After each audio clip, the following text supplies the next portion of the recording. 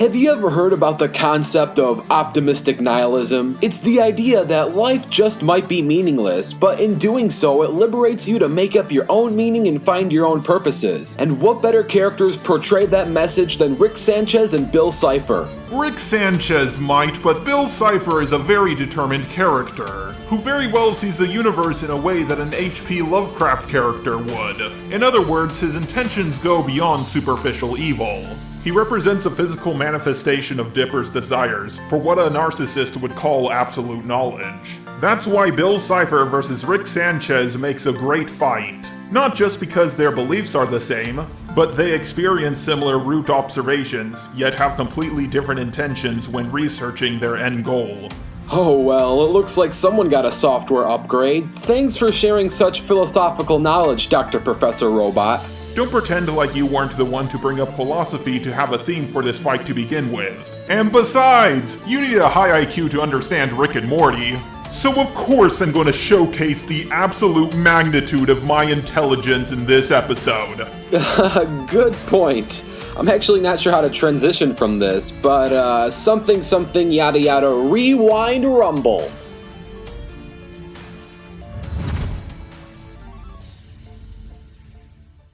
The multiverse of Rick and Morty is very expansive. There's an infinite amount of Ricks and Mortys, and a good amount of them live on the Citadel, but we're going to be only focusing on one Rick for this fight. The Rick that is facing Bill Cipher is C-137 Rick Sanchez, aka the Rick that stars in the TV series. He refused a spot on the council, believing that it's hypocritical to form a government that hides from the government. Rick C-137 doesn't really like to talk about his early years. There was a brief time when he was a family man, though at one point he was a member of an intergalactic rogue terrorist group, designed to overthrow the Federation. The Federation is your cliché evil space empire. Years later, Rick came back into the life of his daughter and her new family. He now partakes in the role of the stereotypical bad role model as he uses his grandson Morty as a bit of a lab rat and adventure partner. And now for a quick origin story of Bill Cipher. Rewind, would you care to repeat Bill Cipher's backstory for the 100th time?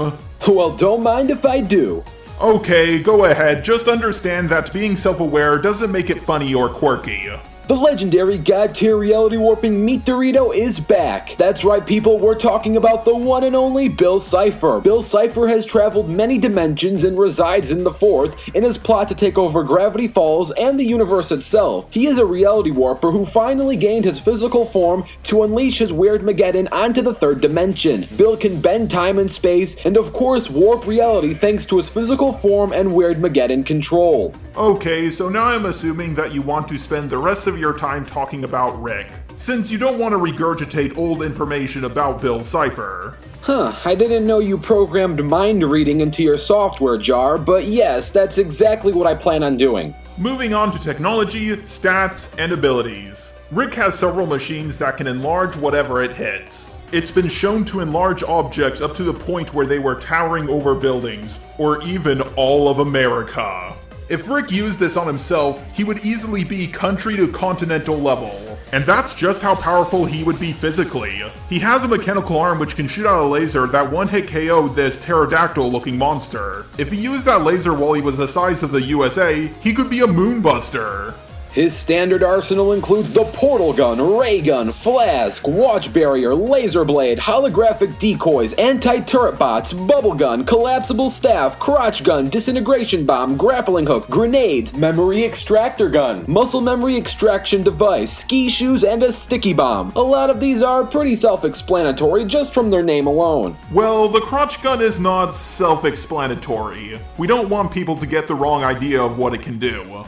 Good point. The crotch gun is actually a mechanical barrel that hangs alongside his belt, and it's not an adult toy, don't get the wrong idea. Rick also knows how to create bombs or chemical mixtures that can destroy entire planets, and even when he's insanely drunk, he can create bombs with enough firepower to wipe out entire solar systems. His spaceship is easily MFTL as it can cross light years in under a day. Other Ricks, who C-137 should be superior to, as he is the rickest Rick of them all, but the other Ricks have created inventions that are able to merge and destroy entire timelines. It has been stated by Ryan Ridley, who is the writer for Rick and Morty, that if Rick really put his mind to it, he could destroy the entire multiverse, which has been stated multiple times to be infinite. Rick can stop time in an instant, and on a universal scale, after freezing time for 6 months, Rick can split his own timeline just by being uncertain. Fun fact, Rick has also beaten up a 4D immortal testicle being before. It sounds gross, and it is, but he did do it.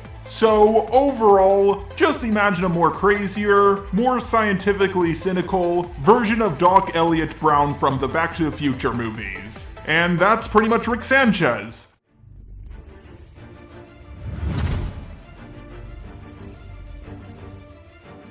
And now it's time we set ourselves a circumstance. This battle, no matter where you set it, will end up throughout the entire multiverse. And of course, the best way to handle a battle that includes Rick Sanchez is one with preparation. So there will be 2 years of prep for each team. Once that circumstance bar has finally loaded, it's time to rewind rumble.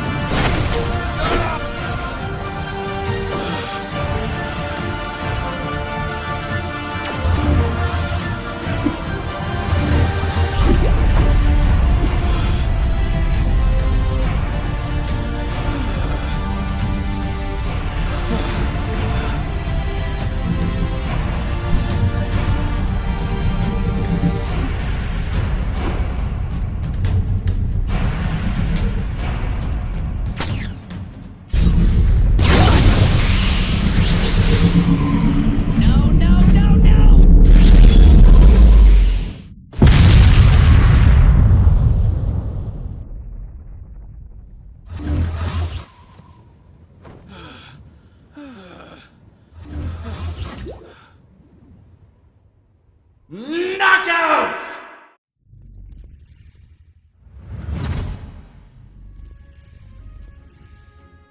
Hopefully you enjoyed that animation, and if you did, super special thanks to Team Animation Rewind's El Cheatham and YT. I'd also like to thank Just a Robot for co-hosting, Richard Core Kenobi for the research, BTL Video Productions, Biff Weed, Corin O'Keefe, Miss X, Water, Bowman, Endex125, and Creep Switch for also helping out with the research/notes. Thanks, and enjoy the post-analysis.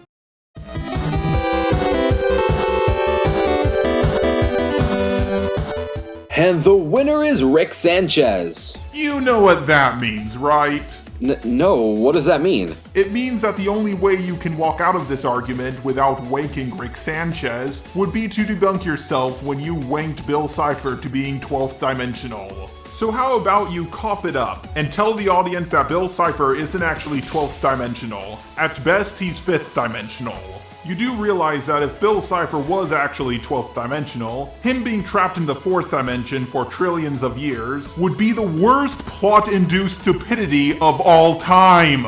Okay, I'd like to explain why Bill Cipher is at best a 5th dimensional being. It has been stated that Bill is a threat to the multiverse after creating a crack in space-time, but creating a crack in space-time on its own isn't 5th dimensional. It's 4D at best. However, there's a reason why it's considered 5D in this context. This crack in space-time was going to destroy the fabric of existence. The fabric of existence is the foundation, or what makes up existence, i.e. space, time, physics, etc. And it's important to know that the Time Baby is the one who stated this, not Dipper or Mabel. Thus, that's why the crack in space-time has validity of being fifth dimensional, not just fourth. Rick physically might only be a three-dimensional being, but he has technology which allows him to react to even fourth-dimensional beings.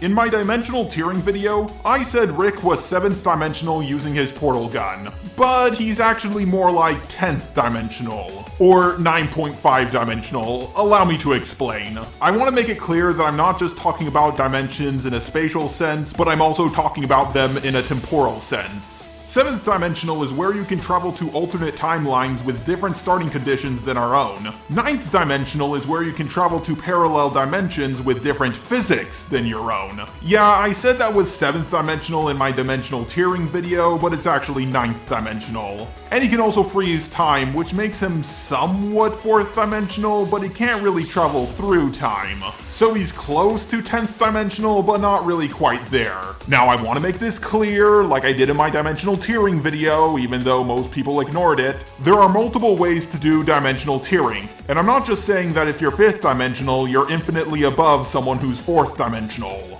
But I'm still gonna receive those comments. LOL, just a robot said that Goku Black was 6th dimensional and Rick is 7th dimensional. Therefore he believes Rick can one-shot Goku Black, LOL. The biggest hurdle Rick might have is keeping up with Bill Cipher's speed. Though thanks to compressed dark matter, Rick can make up for Bill's speed edge. And if all of that doesn't work, Bill was erased when he went into Stanford's mind with the memory erasing gun. Rick has the same thing and Morty can just use it on Rick to win the day. Or Rick can just summon a Meeseeks to use it on him.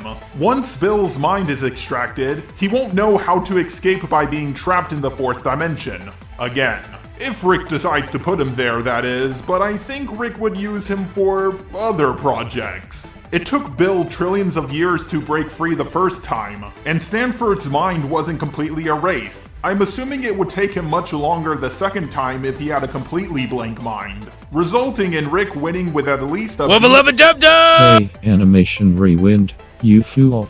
Isn't Bill MFTL+? How can Rick catch him? Concentrated dark matter is the method used for traveling faster than anyone else in the universe. Rick fueled his spaceship with it to go insanely fast, easily MFTL+. With prep, he can easily use this method of fueling to create a suit or bioengineer himself to go this fast, or he can just fight Bill in a spaceship. Now understand that this fight won't be easy for either party, and it's very likely that Bill can kill Rick if he gets lucky. Rick is human after all, but assuming that skill only and preparation is involved with no outside luck factors, chances are higher that Rick would use his memory extraction device to turn Bill's mind blank and then use an upgraded antimatter gun which has killed trans-dimensional beings in the past to disintegrate Bill. And then of course there's the argument for battlefield removal, making the winner of this rumble Rick Sanchez. Now if you want to see a 2-on-2 rematch without prep time between Rick and Morty versus Bill Cipher and Dipper Pines, all you gotta do is like this video. If this video gets 10,000 likes, a rematch will be put into production. Don't forget to comment down your own ideas, and stay tuned as the next fighters are going to be revealed on the next episode of Rewind Rumble. Now, the next scheduled fight is technically supposed to be Batman vs. Tuxedo Mask, but I can't promise that that's going to be the next exact upload. So instead, I'm going to share 3 potential videos that are all going to come out relatively soon. The scheduling for the rest of the year has been kinda hectic, mostly due to the Reality Warper free-for-all just really throwing a monkey wrench into our schedule, but they're all going to come out eventually, so stay tuned and I hope you enjoy.